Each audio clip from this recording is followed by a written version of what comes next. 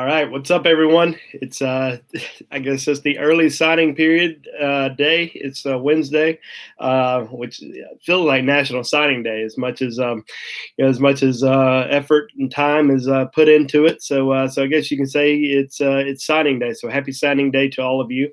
Um, Big day for Alabama, guys. Kind of went into into this morning not knowing exactly what was going to happen. We sort of had an idea, but I mean, I was on a radio show around 7 a.m. this morning, and some of these last few guys were pretty tough to predict. So a lot of them, as we've been saying on this Bama Insider YouTube feed for the last few weeks, it was just it was tough. It was tough to figure out exactly what some of these kids were going to do, and we weren't feeding you BS. We weren't trying to skate around making a prediction. It was just some of these decisions just came down to the final hour, and luckily for Alabama, it turned out quite well. We had people on our board on Bama Insider, kind of upset as to the finish. How were things going to finish? And late last night, around 11 p.m., didn't think that Alabama was going to possibly finish strong, and they certainly did. And of course, it didn't start out well this morning when five-star safety Dax Hill flipped his commitment from Alabama to Michigan, but obviously the rest of the day, completely was positive for Alabama. Besides Nakobe Dean picked Georgia, but I think Alabama is still going to be just fine at that position. So, let's talk about it overall. 23 signees today for Alabama, and the good news is 18 of those players are enrolling early. And you already have 4 of those guys on campus with Paul Tyson, Pierce Quick, DJ Dell, and John Mechie. Those 4 guys have already enrolled at Alabama, so you already have those guys on campus. But let's talk about the overall day, what happened, how it happened, and was I surprised? When did I know that this kid was going to go to Alabama? Stuff like that. So, all right, early this morning, we knew that Jordan Battle was going to announce his commitment pretty early and sign with Alabama. And just knew that was going to happen. There was going to be just some major surprise if he did not flip from Ohio State. Now, I know that Ohio State heavily recruited him still, even though he was committed to Ohio State, but I think they knew that he was going to Alabama, but they continued to recruit him. When he flipped to Alabama officially, he ended up, I think it kind of caused Dax Hill to I wouldn't say rethink his decision, but made his decision final. Dax Hill ended up flipping to back to Michigan, and we've been talking about him for the last 2 weeks. Ever since he committed, never once did any interviews with any Alabama reporters. Did one interview which was very vague with TulsaWorld.com. Didn't really say much about Alabama or Michigan. Just said he couldn't go wrong with either school. So we kind of knew that there was a possibility that he was going to flip back. And I talked to some sources this morning that said that they weren't really expecting it to flip this morning, but they weren't surprised by it at all. I think that with Battle jumping on board, you look at some of the other defensive backs that are committed in Alabama's class. Great defensive back class with Brandon Turnage out of Oxford, DeMarco Helms. DeMarco Helms is just such an elite athlete out of the Maryland area. You still have you have Jeffrey Carter, who's a cornerback. Christian Williams, who's sort of a corner / safety, who didn't sign today actually, but overall, I think he looked at it as like, hey, they've got Jordan Battle, they've got DeMarco Helms, they've got Brandon Turnage. I'm going back to Michigan. So that's what he did. And that's not to say he was scared of competition at all. And I'm not saying that one bit because he's an elite player, but it definitely seemed like the numbers, it kind of concerned him a little bit. So Alabama, I don't think they were going to let that bother them one bit. They love Jordan Battle. He was a big time target for them for a long time. They weren't going to tell him no. So, if they were going to risk losing Dax Hill, then so be it. But they weren't going to risk not taking Jordan Battle and losing Dax Hill later on. So that's what happened there. All right. So kind of got a phone call early this morning. I say probably around 10 a.m. and it was somebody that I trust in this recruiting business that said, "Hey, Trey Sanders is not going to Georgia," and that was all the talk for the last couple of days, last week or so, that he was going to Georgia. It was a done deal. Even heard that late last night. It was over that he was going to Georgia. Well, got that phone call, and of course you start asking around and start trying to find out how legit that may be. And when I heard that Georgia certainly didn't think that he was going to Georgia anymore, I said, all right, well, now we can probably predict him to Alabama. Of course, you check with your Florida sources, you check with your Texas sources, you check with everybody to just make sure you're on the same page before you throw out a prediction. And definitely felt pretty good about where things stood with Alabama, and obviously big commitment there, getting Trey Sanders, long-time Alabama lean, committed to Alabama after his freshman year in high school. And I pretty much told Alabama for a long time, this is where I'm coming.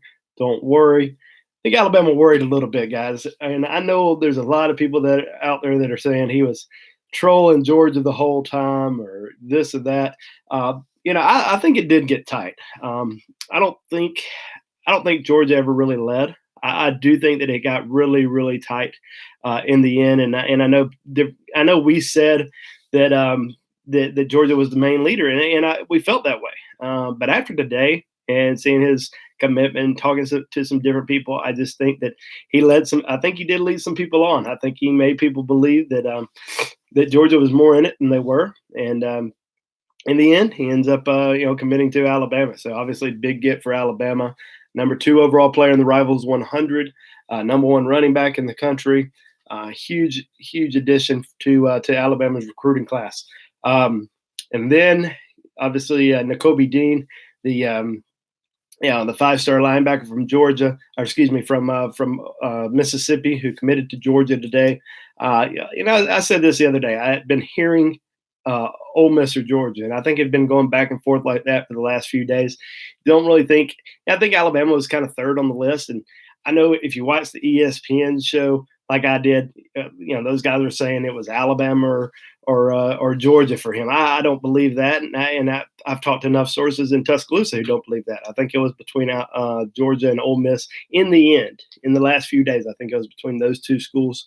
Ole Miss last night thought they had them, but then this morning started hearing more Georgia, and big get for Kirby Smart there. They needed a win today, and they got one in Nakobe Dean. What does this mean for Alabama's recruiting class at the linebacker position, especially inside linebacker? Because that's a big area of concern for a lot of people. Everybody thought inside linebacker major need this year. Of course, I think a lot of people also thought that Mack Wilson was going to leave after this semester, after his junior season, but looks like he's going to be coming back. Just based on some of his tweets. You guys remember Brandon Cahill, one of the top inside linebackers in the country, was a late addition to Alabama's 2018 class. So I'm not saying inside linebacker isn't a priority. I still think it is, but it kind of softens the blow a little bit to have those guys. And then you look at the recruiting class right now. You have Shane Lee, who's the number 2 inside linebacker in the country, out of Baltimore, an early enrollee. You have Christian Harris out of Baton Rouge, not an early enrollee, so he'll actually not arrive until June. But those are 2 really good inside linebackers in Alabama's recruiting class. And then you have Henry Tolatola still out there, one of the top inside linebackers in the country, who's not going to be announcing until January the 19th. Alabama looks to be the leader right now. So you miss on Dean, but you possibly get the number 2 and number 3 inside linebacker in the country in the end. So Alabama's got a good chance to end up in a pretty good spot at that position. And then obviously big commitment today, and I say big, 6'7.5", 6'8", 350-pound offensive tackle Evan Neal. I would say he kept some people on their toes this late last night and early this morning. Now, we've been predicting him to go to Alabama. Always felt pretty confident in that pick. But I'll tell you what, as many people as I talked to in this business, and talking to different people, this morning, he certainly kept some people guessing, because Georgia really came on strong in the end, but ends up signing with Alabama. And once Trey Sanders committed to Alabama, I got a few text messages that basically said, that's a done deal, that Neal is 100% going to Alabama. They're just those two guys are really close. So when when Trey committed, I said, all right, I feel very, very confident about my pick for Evan Neal to Alabama.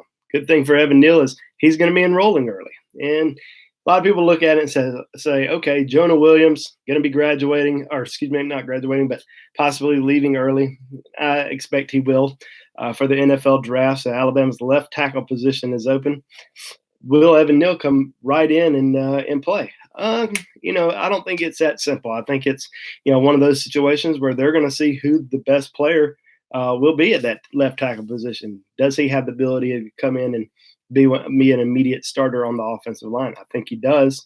But we may see a situation where he plays on the right side to begin his career, and maybe let one of those right, let's say Leatherwood or Jedrick Wills possibly move over to the left side for next year. So we'll keep an eye on that. But obviously, big day for Alabama once again, landing the duo from IMG Academy, getting Jordan Battle, who they highly coveted for a very long time.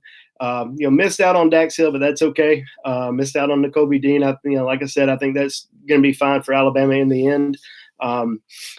Getting Justin Eboigbe, the 4-star defensive lineman, I think that was another big deal for Alabama on Wednesday. It kind of kept some people, like I said earlier, on some of these other kids on their toes. Justin Eboigbe was announced last night that he was going to be announcing a final decision at his high school between Alabama, Tennessee, Florida.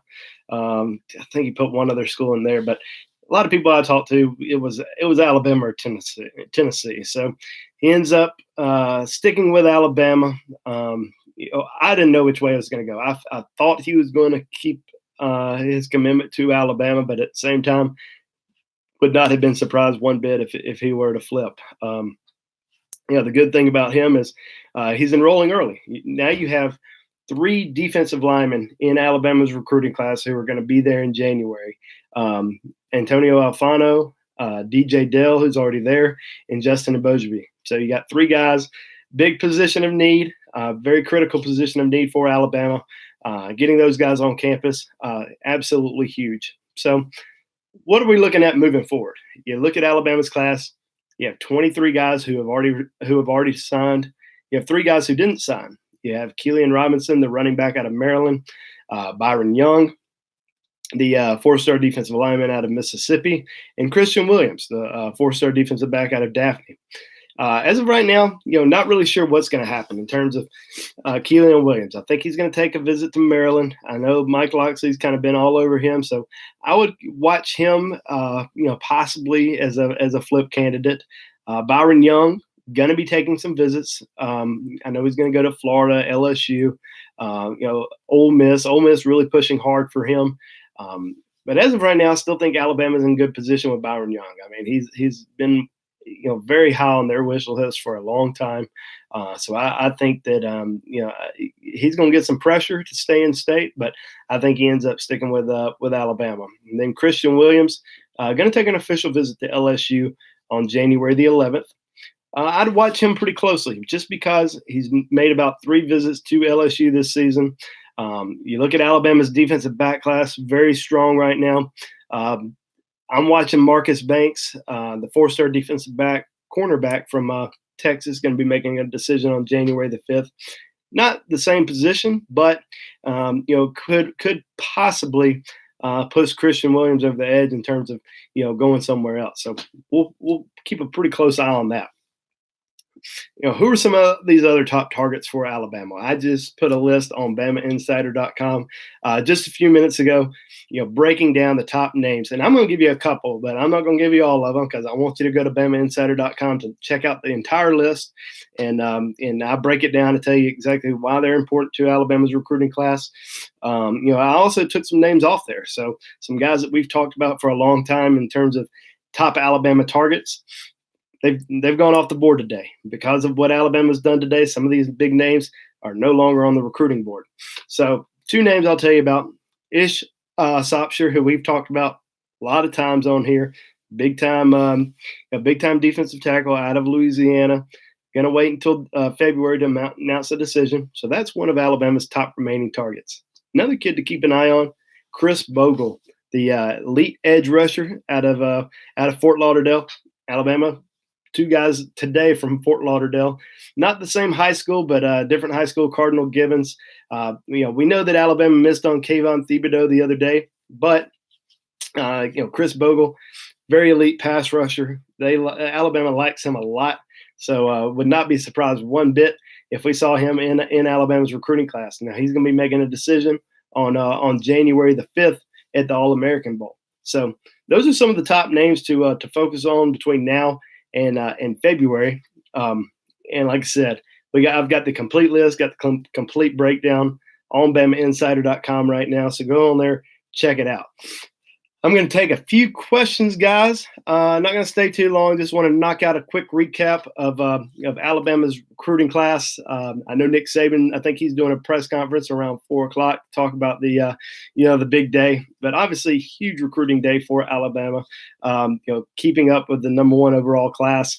Don't think that's going to change, and I think Alabama can still add some big names here in the next few. I guess in the next month or so. All right, Sanders and Neal, Loin. Yes, I believe so. I think we've already made note of that on Bama Insider. If Sopsher and Henry Tolatola and Bogle signed top 5 class of all time, yeah, I mean, you talking about top 5 Alabama class.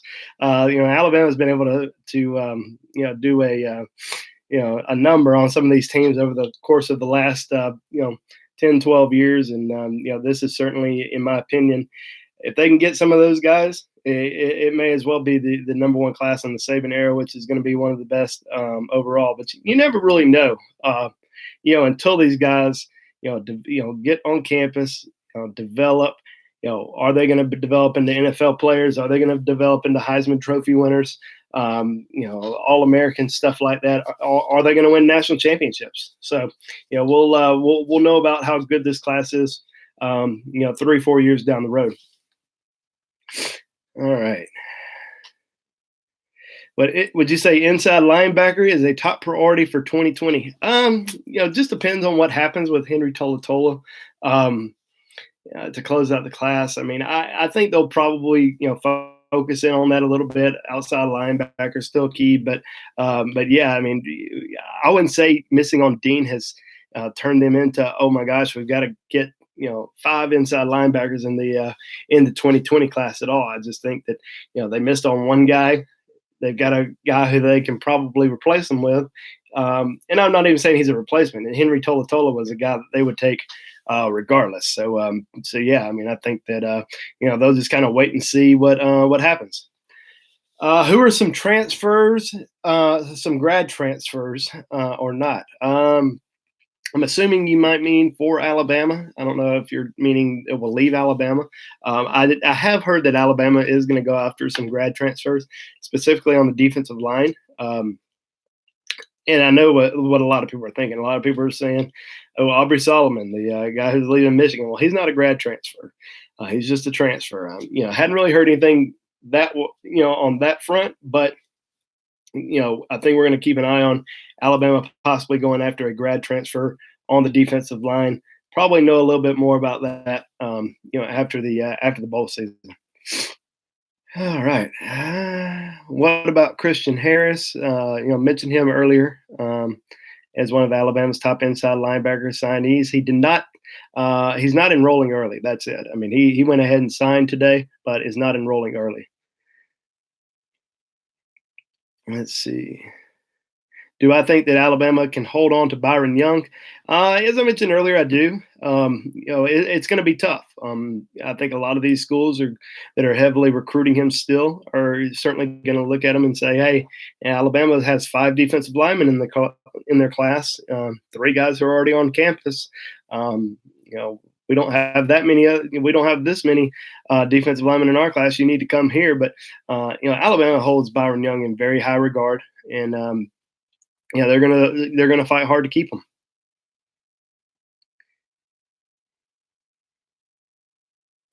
Sorry, guys, just trying to scroll through here. How was my heart after this signing day? It's tough. It's tough to make predictions a lot of these times on kids, and you get a lot of flack for it if you miss on them. But it's been a wild ride. You don't know exactly what's going to happen. You just kind of think you talk to as many sources as you can. I mean, I was texting and calling people till about 2:30 a.m.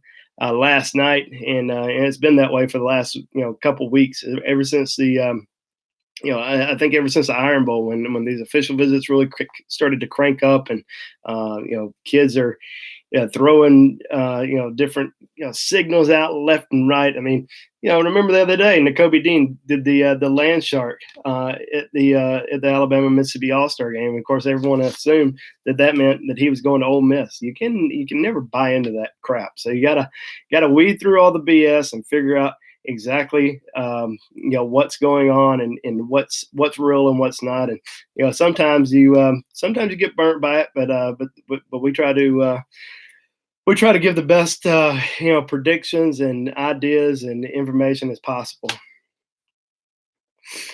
Let's see here. Which early enrollees are already on campus? I mentioned earlier DJ Dale, the defensive lineman from Clay Chalkville, Pierce Quick, offensive tackle from Hewitt Trustful, his teammate Paul Tyson, which obviously is his teammate now again, the quarterback, and also John Mechie, the wide receiver from New Jersey. Those 4 guys are already on campus practicing with the team. Do I think that Trey Sanders can make an impact his first year on campus? Well, he better make an impact if he thinks he's going to win or be a finalist for the Heisman Trophy as a freshman. He's got the talent to do so. And Alabama's got a lot of talent.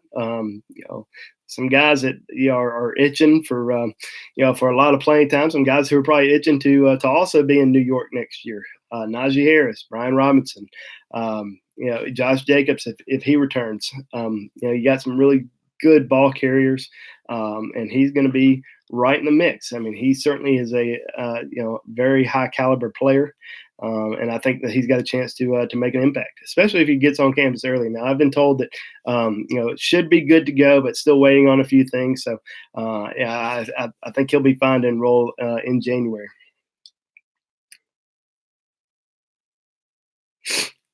Let's see. Going through a few. Do I think Mac Jones will transfer? Not sure. I don't want to speculate on any transfers at all. Especially, I try not to really get into the team stuff. I mean, I hear team stuff, but I let Tony and Kyle handle all that stuff. But I don't think so at all. Is Antonio Afano one of the best edge rushers we've ever had? He's great. I mean, his film's awesome. I mean, he's going to be there early. I think he's all in on Bama. I mean, he was the first one to sign this morning. So, I think he's got a chance to be a special player, especially working with Coach Cool and those guys, and getting involved in the strength program in January. He's going to have a good chance to make an impact early on. What's going on with Yabi? Y'all's guess is as good as mine. I mean, we saw that he was back at practice the other day after Coach Saban said he took a personal day. Seems like he's back on the team and good to go. Is Jacobs going pro? I think a lot depends on how he performs in these, in the playoff game against Oklahoma. And if he does well, if Alabama wins that game, then goes on and plays in the national championship, a lot of eyes, a lot of scouts going to be on him. But a lot of scouts going to be on it, watching him the next two games or next game at least, regardless. What's the latest? Excuse me. Do you think Alabama will flip Akeem Dent? I got 3 text messages today about Akeem Dent, the 5-star cornerback committed to Florida State, asking me, was this flip going to happen? Let me tell you guys something. And I don't know where this is coming from. And if you see it somewhere, if you read different boards or whatever you do, you can tell them I said this. Alabama hadn't talked to Akeem Dent in three months. Didn't make an official visit. Alabama hasn't been recruiting him. Alabama's pretty set at the defensive back position. The only really other guy they're heavily recruiting is Marcus Banks out of Texas. So you see it out there, just tell him, Bone said he's, not even on Alabama's radar anymore. So that was just a crazy rumor that somebody started that is 100% not true. Is Bama still recruiting JUCO DN Chester Graves? I hadn't really heard his name mentioned in a while. I don't think so.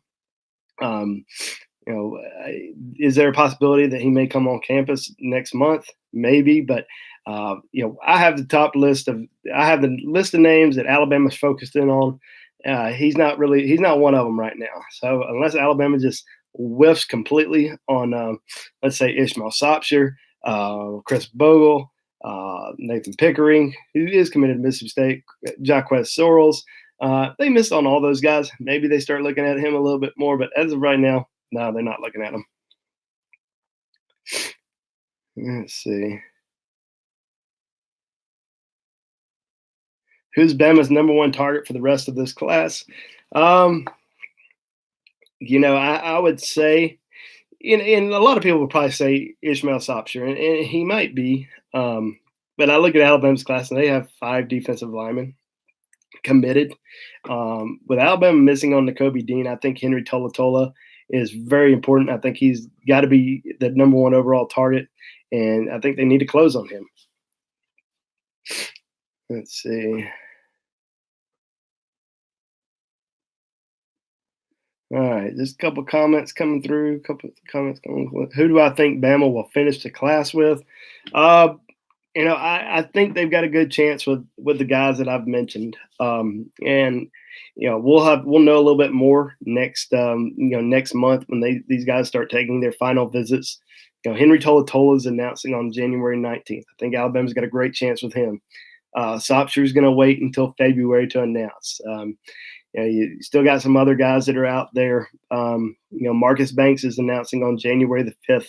Alabama's still heavily recruiting him, even though they've got some great defensive backs. But, they still obviously want to keep, Byron Young on board. So a lot still going on in recruiting. Even though Alabama had a great day today, 23 signees, still some big names to go in recruiting. Obviously we won't have as many fireworks as we had today. Won't have a lot of as much attention, but there's still going to be 6 or 7 guys to really focus in on over the course of the next month and a half.